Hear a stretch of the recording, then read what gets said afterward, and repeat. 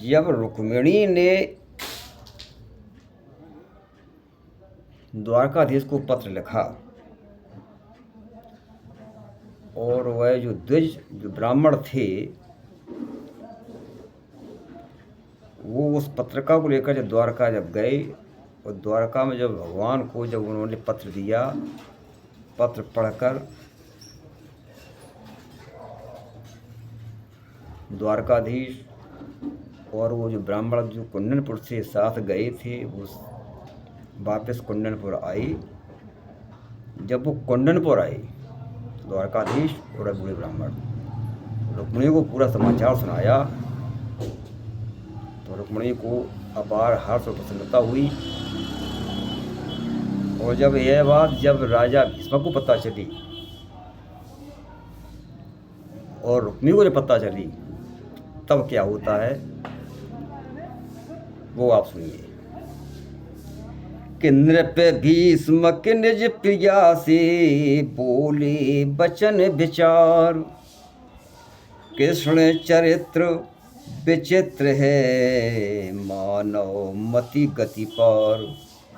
तुम्ही कहो क्या श्याम का है न अनोखा ढंग, भगिनी तो निज रंग रंगी भाई दूजे रंग। राजा रानी आपस में बात कर रहे हैं कि बहन अलग रास्ते पर और भाई अलग रास्ते पर। रुक्मी कर कर के हार गया नाना विधि यत्न चतुरता से, लेकिन तिल मात्र न टाल सका रुक्मिणी को परम प्रतिज्ञा से। सप्ताह हुआ बारात आई पर रात न आई फेरों की, आई तो बलदाऊ समेत मंडली महान यादवों की। भीष्म के नृप की बात सुन रानी बोली बहन, ठीक हुआ जो कुछ हुआ मुझे मिल गया चैन। रानी बोली जो कुछ हुआ ठीक हुआ, हमें कम से कम शांति तो मिली।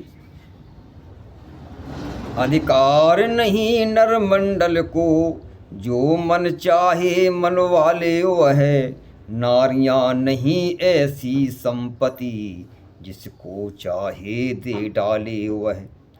रुक्मिणी मर जाएगी लेकिन शिशुपाल नहीं अपनाएगी, यदु कुलपति की यह संपत्ति तो यदु कुलपति पर ही जाएगी।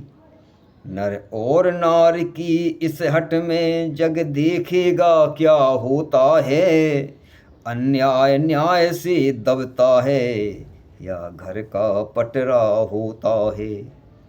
सिद्धांतों की बल बेदी पर बल चाहे अपनी हो जाए, घर मिट जाए तो मिट जाए आदर्श नहीं मिटने पाए। यदि घर विध्वंस हुआ तो भी सब समझेंगे क्या बिगड़ा है, निज ध्येय निभाने कुंडनपुर खुद को खो बैठा उजड़ा है। कौन मिटा सकता भला ऐसे घर की शान, जिसके रक्षक हैं सदा कृष्ण चंद्र भगवान। नारद ने इस भांति जब कहा पुकार पुकार, राजा रानी मुदित हो उठी किया सत्कार। जब राजा रानी आपस में ये बात कर रहे थे उसी समय देवर्षि नारद का आगमन हुआ। कुंडनपुर राजमहल में राजा भीष्मक की दरबार में नारद जी का जब पदार्पण होता है तो नारद जी कहते हैं कि ऐसे घर की शान को कौन मिटा सकता है जिसके रक्षक स्वयं भगवान कृष्ण हैं। तो भीष्मक क्या कह रहे हैं देवर्षि से। भीष्मक नृप बोले मुनिवर से, संकट क्यों घिरता आता है, भाई में और बहन में क्यों इतना विरोध दिखलाता है। रुक्मी में और रुक्मिणी में जग से न्यारी थी प्रीत कभी। अब तो कुछ ऐसी है जैसी देखी न सुनी अनरीत कभी। राजा भीष्मक देवर से पूछ रहे हैं, बोले महाराज रुक्मी में और रुक्मिणी में कभी इतना ज़्यादा प्रेम था कि इनकी प्रेम की मिसालें दिया जाती थी कि इनमें इतना प्रेम है, और अब वही प्रेम इतना विरोधाभास हो गया है कि आपस में इनकी बनती नहीं। इसका क्या कारण है? जब उन्होंने देवर्षि नारद से ये बात पूछी तो देवर्षि ने बताया, राजन कि ये पूर्व जन्म की बात है। पूर्व जन्म में श्राप लगे हुए इन दोनों को। वो क्या श्राप है वो सुनो। मुनिवर बोले तो सुने वह भी कारण आप। यह सब पिछले जन्म के लगे हुए हैं शाप। ये पिछले जन्म के शाप हैं जो इन दोनों को लगे हुए हैं। वो शाप क्या हैं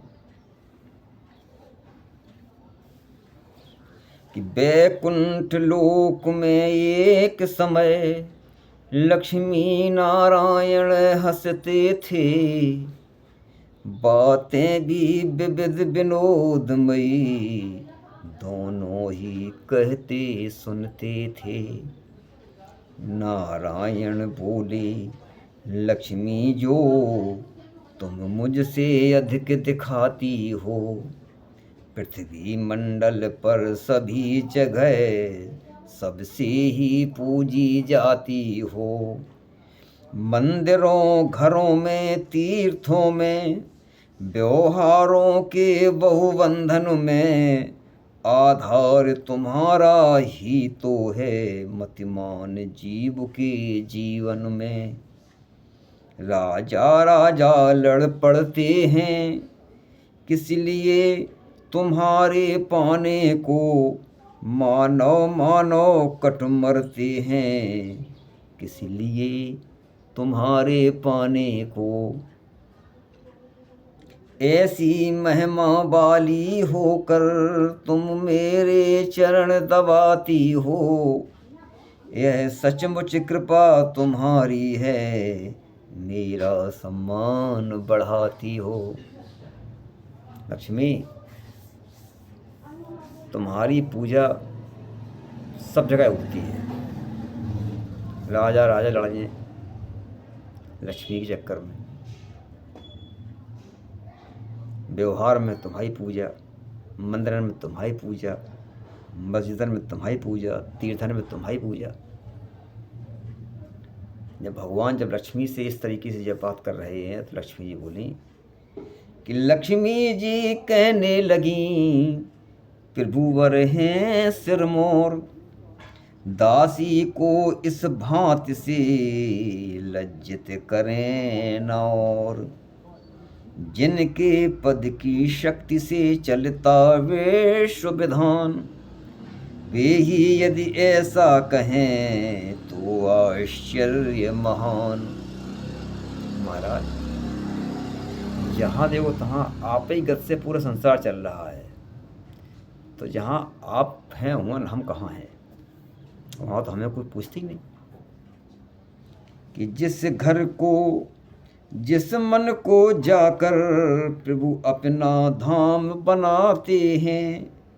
मेरे ऐश्वर्य और गौरव फिर वहाँ न आदर पाते हैं।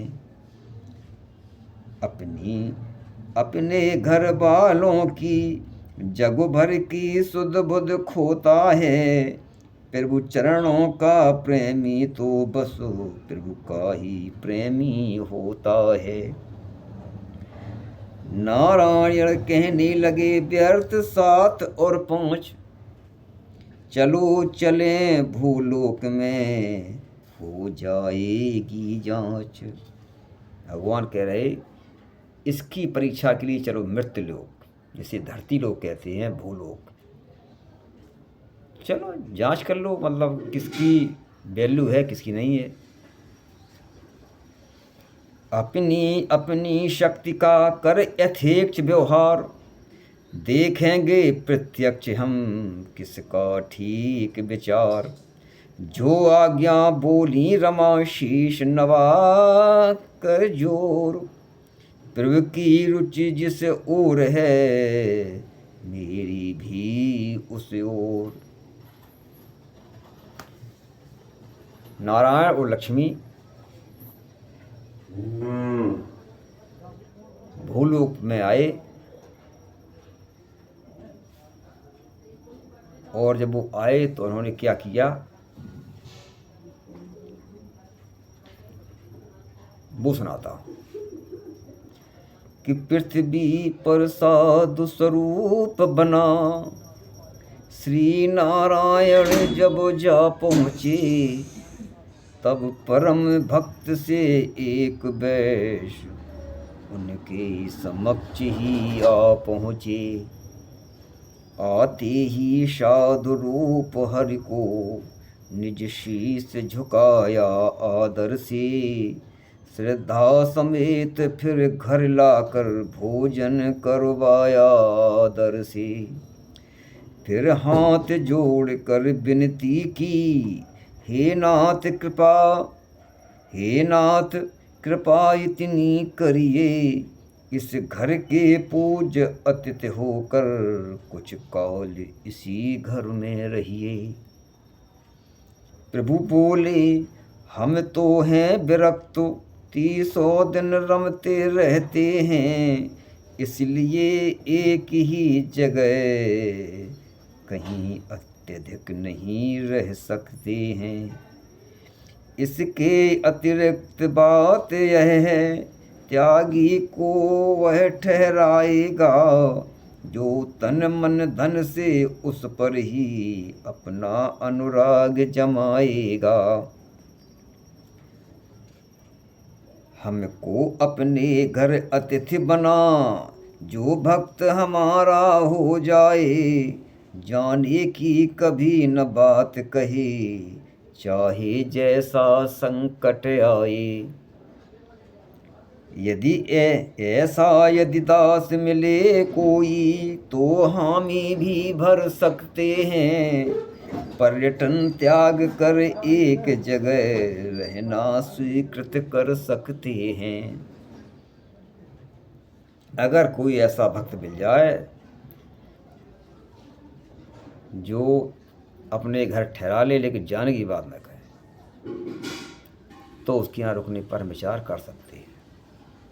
कहा वैश्य ने है मुझे पूर्णतया स्वीकार, साधु रूप बे स्मृतबोध के भक्त के द्वार।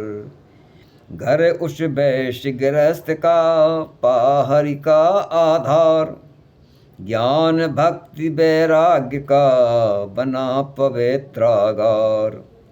प्रभु ने चालित कर दिया जब यह सात्विक चक्र, लक्ष्मी दिखलाने लगी अपनी लीला बक्रो। बोलो वृंदावन बिहारी लाल की जय।